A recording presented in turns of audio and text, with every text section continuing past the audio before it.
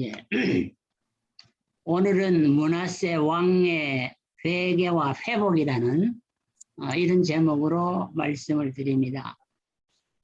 탕자가 아버지를 대항하고 멀리 떠나서 방탕하게 살다가 회개하고 돌아오니까 아들의 영광을 회복하는 것처럼 므낫세도 그렇게 방탕하게 살아가다가 결국 회개함으로 개인이 회복되고 나라가 회복되는 것을 봅니다. 정치와 종교는 상당히 이스라엘 나라의 국가를 보면은 밀접한 관계가 있는 것을 보게 됩니다. 한 나라의 대표적인 지도자가 잘못된 길을 걸어가면은 나라가 망하고, 한 나라의 지도자가 바로 서게 되면은 그 나라가 하나님의 은총과 축복을 받게 됩니다. 오늘 본문 역대하 33장 10절에서 17절과 열왕기하 23장 26절에서 27절 두 절을 썼는데요. 열왕기하는 기록을 보면 예레미야가 기록을 했다 그랬고, 이 역대하는 에스라가 기록을 했다고 했습니다. 저자가 다른데요. 이 열왕기하에서는 이 므낫세가 나쁜 왕이다, 악한 왕이다, 하나님의 징벌을 받아서 망했다, 그것만을 기록했어요.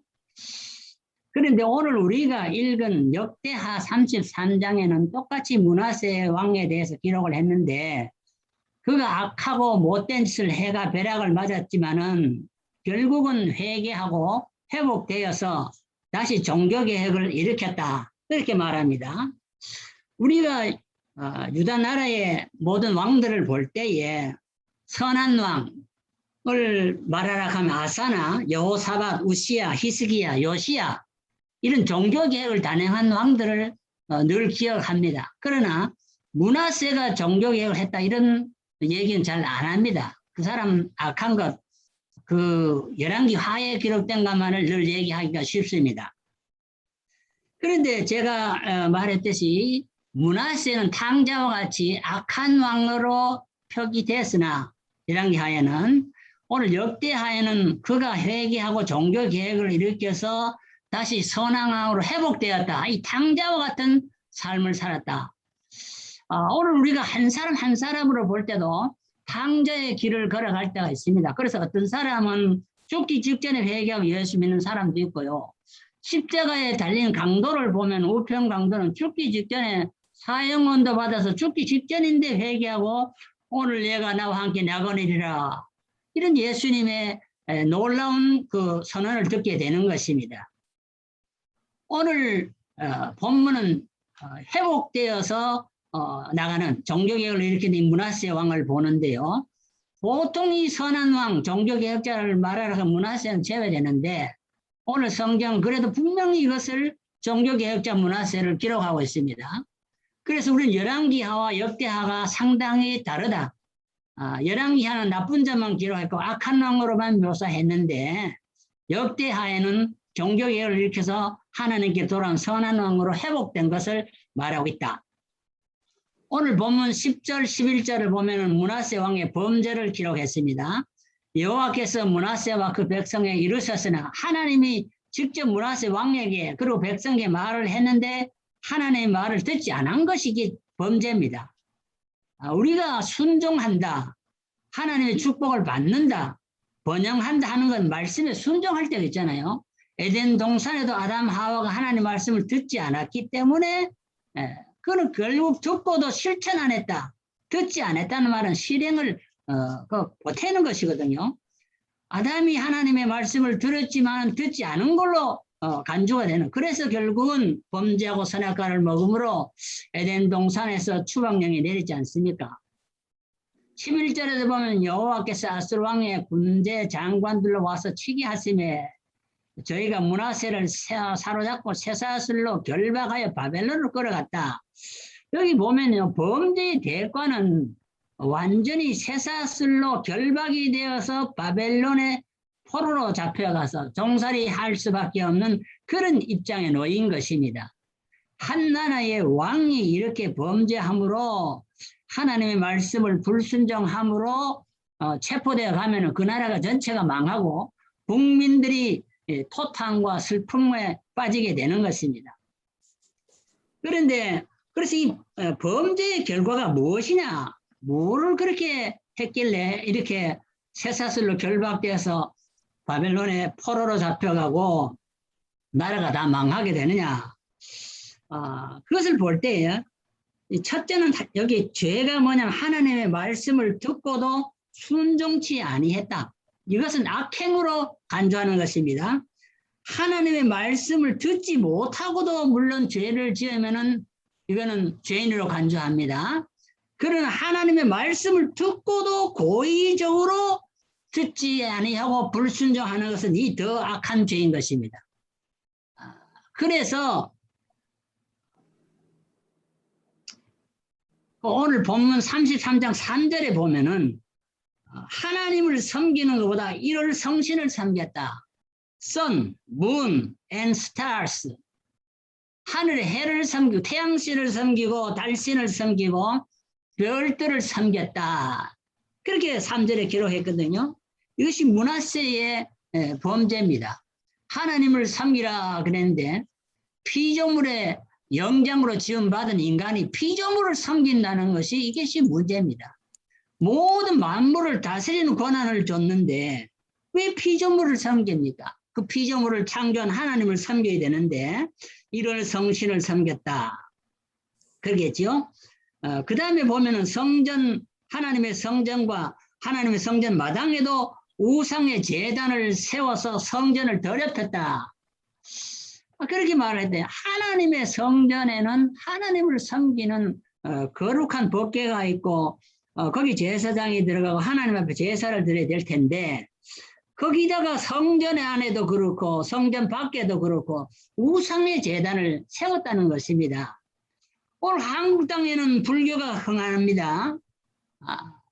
선교지를 다녀보면은 많은 지역의 나라들이 길거리에도 우상, 금우상들이 막 서 있는 걸 많이 우리가 볼 수 있어요. 이것이 한 개인의 문제냐? 이게 아닙니다. 개인의 문제도 아니고 이건 가정의 문제도 아니고 한 나라의 문제입니다. 이렇게 됐을 때 결국 그 나라가 성장은 망한다. 이제 그것을 말했는데요. 이 우상이라는 것이 무엇입니까? 시편 115편 4절에서 8절을 정확하게 기록해서 우상이 뭔지, 우상은 사람이 만든 것이라 그래요. 사람이 만든. 인간이 신을 만들 수 없잖아요. 우상을 신으로 섬기는데 인간이 만들어 놓은 신을 인간이 섬긴다는 거예요. 인간보다 못하잖아요. 내가 만든 것이 내보다 똑똑할 수가 있습니까? 그래서 눈이 있어도 볼 수 없고 입이 있어도 말을 할 수가 없고 다리가 있어도 걸어갈 수가 없고 아무것도 할 수 없는 이 우상을 신처럼 섬긴다는 거예요. 이게 참 사람이 영적으로 타락하면은 박사도 다 우상을 섬기잖아요. 불교를 섬기는 자들 중에는 학박사들도 많이 있습니다. 그리고 여기 6절에 보면은 무당, 요술쟁이, 점술가, 박수, 사술, 신접한 자의 말을 더 믿었다. 하나님의 말씀을 믿어야 되는데 이 점쟁이 말을 더 믿는다. 한국에 정치하는 사람들 때가 되면은 내가 오늘 요번에 출마했는데 당선이 될까 말까 점쟁이 많이 찾아간다는 거예요. 사업을 하는 사람들도 내가 이 사업하면 잘 될까 말까 다 점쟁이 찾아간다는 거예요. 아들을 낳고 딸을 낳아도 이 아들이 장차 어떻게 될거 누구와 결혼해야 될거 다 이 점쟁이 찾아간다는 거예요. 이게 나라가 망할 징조 아닙니까? 개인이 망하고 가문이 망하고 나라가 망. 무당 요술쟁이 요술을 좋아하고 점수를 좋아하고 박수를 좋아하고 사수를 좋아하고 신접한줄 신들린 사람 좋아하고 이거 다 이 하나님의 말씀을 믿어야 되는데 우상 이런 요술쟁이 점쟁이를 더 믿었다. 이게 문제잖아요. 그러니까 거기 9절에 보면은 흰놈의 골짜기에서 아들을 이 자기 아들 딸들도 다 불가운데로 지나가서 죽게 만든다. 이런 못된 짓을까지 했다는 거예요. 제물로 바치는 것입니다. 내 아들, 딸, 우상에게. 아들, 딸을 낳았으면 하나님 앞에 거룩한 제물로 드려야지. 왜 우상에게 드립니까? 흰놈의 골짜기 가서. 그리고 열왕기하 21장 16절을 읽어보면 곳곳에 죄 없는 자들의 피를 많이 흘렸다. 악정을 하는 사람들을 보면 정적들을 다 숙청하는 것입니다. 김정일이가 또 김정은이가 얼마나 많은 정적들을 숙청을 합니다. 자기 고모부도 다 총살을 시키고 얼마나 많은 정들을 피를 무죄한 자들의 죄 그 피를 곳곳에 흘렸다는 겁니다. 이 므낫세가 그런 왕입니다. 정적들은 다 잡아 죽이는 것입니다. 오늘 현대도 이런 일이 우리 한국 땅에도 벌어지고 있다는 것입니다. 미국 땅에는 없겠습니까? 그래서 결국은 보면은 아수르의 군대 장관들의 침략을 받아서 쇠사슬에 결박되어서 바벨론의 포로로 잡혀갔다. 아수르의 두 왕 에살핫돈과 아슈르 바니팔이 지배함으로 그들에게 공물을 바쳤다. 전체가 노예가 되어서 좋은 것은 다 바벨론에 갖다 바치게 되는, 옛날에 일제 36년 동안에 한국의 좋은 공물들은 다 일본에 갖다 바치는 것입니다. 우리가 노예로 살았으니까요. 이게 얼마나 비참한 일입니까? 이런 일이 므낫세의 죄의 결과로 나라와 민족이 망하게 된다. 그래서 오늘 우리 안 목사님이 기도해 주면 내년에 대통령 선거가 있는데 좋은 대통령이 세워져야 돼요. 이게 나쁜 대통령이 악한 정치를 하는 대통령이 세워지면은 이 한국이 소망이 없단 말이죠. 그러니까 우리가 정치와 종교는 굉장히 가깝습니다. 정치가 악정을 하면은 종교가 견뎌나지는 못하고 다 멸절이 되는 것입니다. 북한 땅에는 교회가 사실은 없는 것입니다. 그 교회 생활 그건 다 허울존 교회지. 그게 진짜 교회가 아니지 않습니까? 정치적인 교회잖아요. 오늘 우리는 정치가 잘못될 때 북한 땅의 모든 교회가 사라지고 모든 교역자들이 사라지고 사형을 당하는, 참 죄 없는 자가 피를 흘리는 이런 일들이 정적들에게만 있는 것이 아니라 종교인들에게도 있기 때문에 종교인들이 바로 서야 한다는 것을 성경은 가르쳐주고 있는 것입니다. 그런데 여기 12절 이하를 보면은 므낫세의 회개가 나옵니다. 제가 환난을 당하여, 결국은 왕이 환난을 당하는데 백성들이 편안하겠습니까? 백성들도 말할 수 없는 가난과 궁핍과 고통과 서름 속에서 압박과 소름을 당하게 된 게 사실이지 않습니까? 그런데 이 고난을 당해도 깨닫지 못하는 사람은 정말로 미련한 사람입니다. 십자가에 달린 오른편 강도는 고난을 당할 때 주님을 바라보게 되었는데 환난이 때로는 어떤 사람의 유익을 줍니다. 그래서 성경은 믿는 자들에게는, 하나님의 선택을 받은 자들에게는 고난도 유익이 된다. 고난도 유익이 된다. 시편 119편 67절 71절을 보면은 고난이 내게 유익이라. 고난을 당하기 전에는 내가 하나님을 찾지 않았고 하나님의 말씀을 불순종했는데 고난을 당함으로 내가 하나님을 찾게 되고 하나님의 말씀을 순종하는 것을 배웠다. 사람이 잘 되면은 지 잘난 것에 잘 되는 줄 알고 하나님을 대적하는 자들이 너무 많습니다. 똑똑한 사람들이 하나님을 대적합니다. 학박사들이 하나님을 대적합니다. 학문적으로 대적합니다. 돈이 많다고 하나님을 대적합니다. 이런 사람은 고난을 당할 때에 택한 백성들은 반드시 고난이 그들에게 유익을 줍니다. 그러나 택함을 받지 못하는 사람들은 죽을 때까지 그 고난을 당하다가 결국 죽지 않습니까? 인생은 7, 80년 짧은 생인데 우리가 고난이 올 때는 우리는 자기 자신의 과거를 되돌아보고 내가 하나님 중심으로 하나님의 영광을 위해서 사는 것이 인생의 제일 목적인데 그것을 성취했느냐 반성할 필요가 있다는 것입니다. 고난을 당할 때의 므낫세는 하나님께로 돌아왔습니다. 하나님의 말씀을 듣지 않고 요술제의 점제의 이런 신접한 자들, 신들린 사람들 말을 듣다가 이제 하나님의 말씀을 듣게 됐어요. 그래서 그 하나님 여호와께 간구하고 간절히 기도했다는 형식적으로 기도하지 않고 눈물을 흘리고 회개하고 기도했어. 그래서 그 열조의 하나님 앞에 크게 겸비했다. 그냥 겸손한 게 크게 겸비했다. 이게 보면은 아주 이 겸손이 정말로 땅끝까지 내려간 겁니다. 우리가 겸비해질수록, 내가 낮아질수록 하나님은 높아질 수가 있습니다. 내가 낮아질수록 내 생각이나 내 사상이 없어집니다. 하나님 말씀만이 내게 귀에 들리는 것입니다. 이렇게 기도했을 때 13절에 보면 기도한 고로 이유가 있어요. 어떻게 회복이 되나? 기도한 고로. 기도는 놀라운 결과를 가져옵니다. 하나님이 그 기도를 받으시며 하나님의 응답이 나옵니다.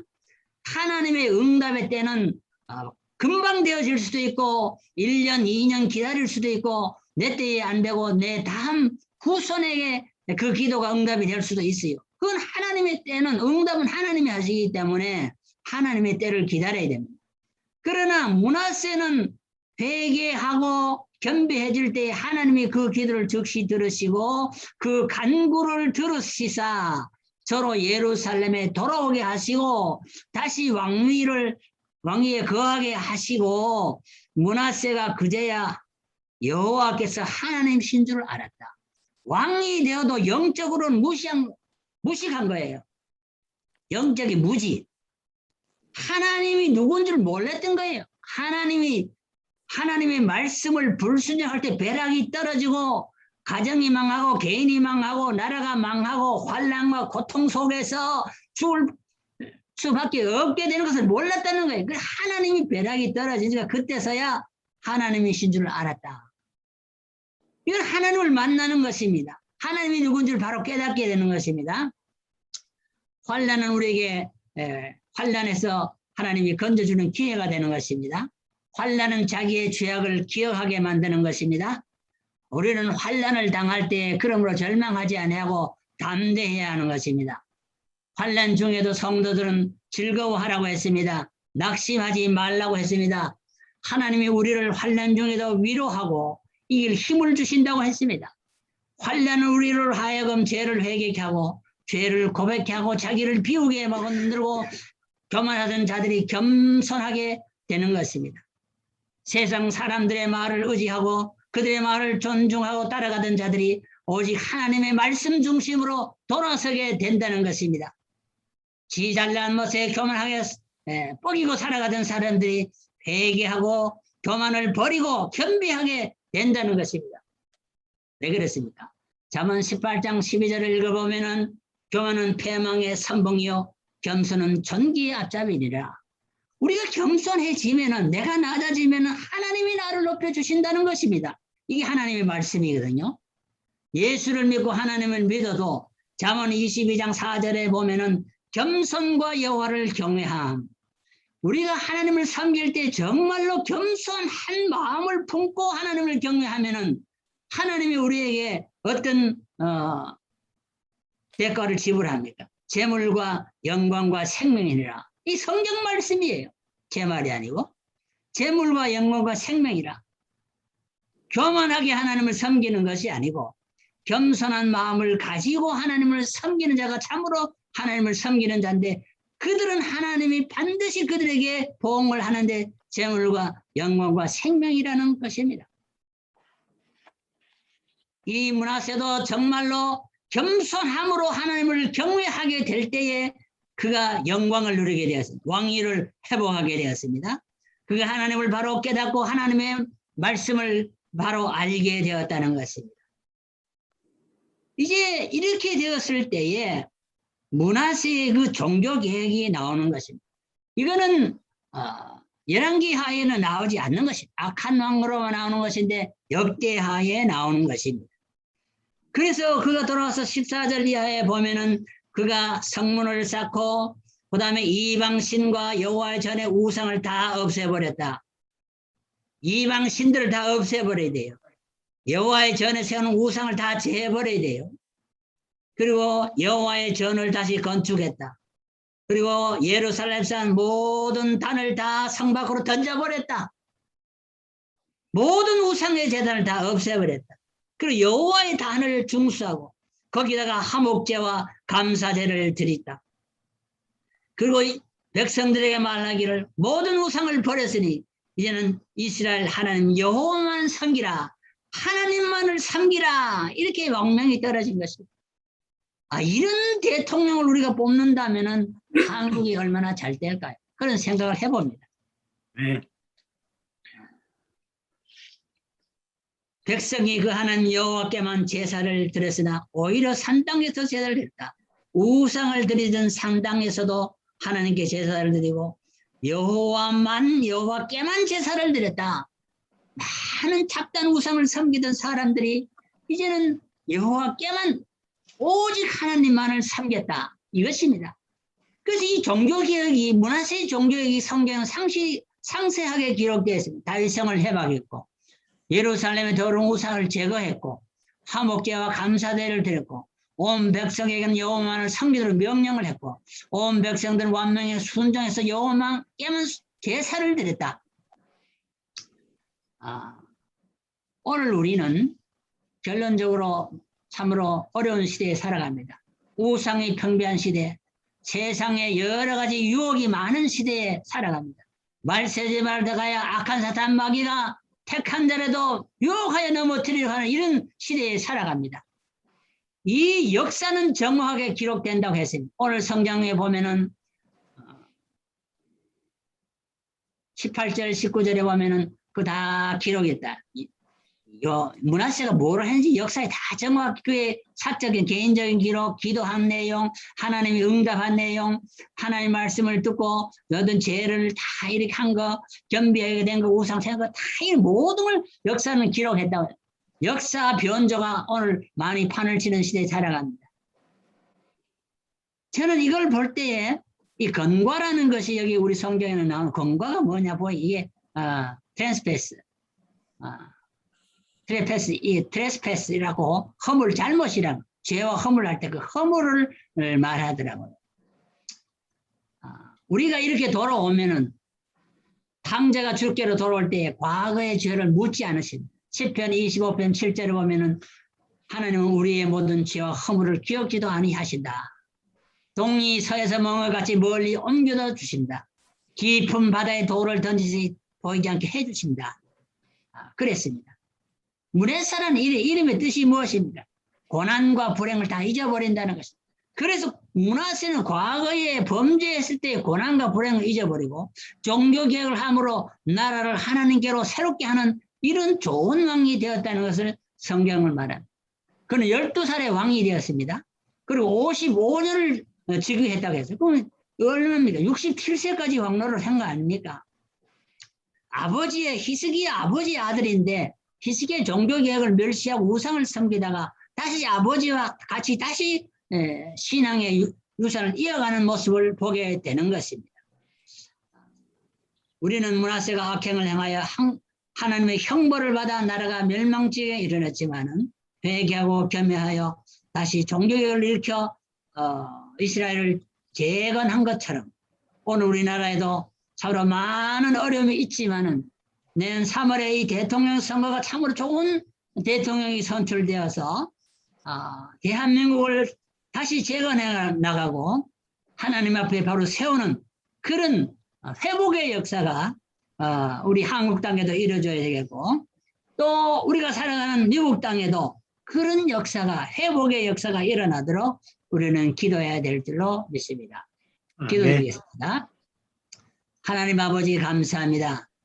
하나님을 떠나서 아버지 히스기야의 종교개혁을 멸시하고 천대하던 문하세도 환난 중에 고난 중에 역경 중에 참으로 자기의 잘못을 깨닫고 하나님의 말씀이 귀한 줄 알고 그 말씀을 듣고 회개하고 돌아와서 겸허하게 낮아져서 종교개혁을 일으켜 나라를 재건한 것처럼 한국이 참으로 어려운 지경에 있지만 이 공산주의를 물리치고 삼천리 반도 금수강산을 하나님의 동산으로 세워 세계 만방의 선교사를 보내며 참으로 허물어진 제사를 재건하는 그날이 올 수 있도록 좋은 대통령을 뽑아주시고 남북이 통일되어 하나님 앞에 영광을 돌리는 그날이 올 때까지 하나님이 도와주시고 청교도의 신앙으로 미국을 재건한 이 땅 외에도 많은 종파들이라고 이단들이라고 인본주의 세력이 들어와서 참으로 이 나라를 어지럽하고 있는 이 마지막 한때에 하나님이 이 땅에도 좋은 대통령을 주셔서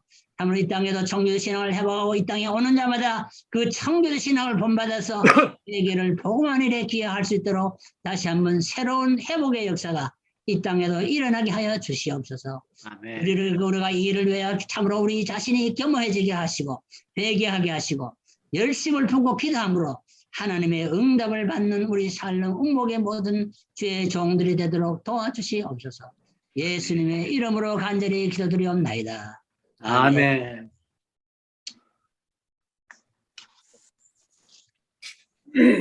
네, 찬송가 338장입니다.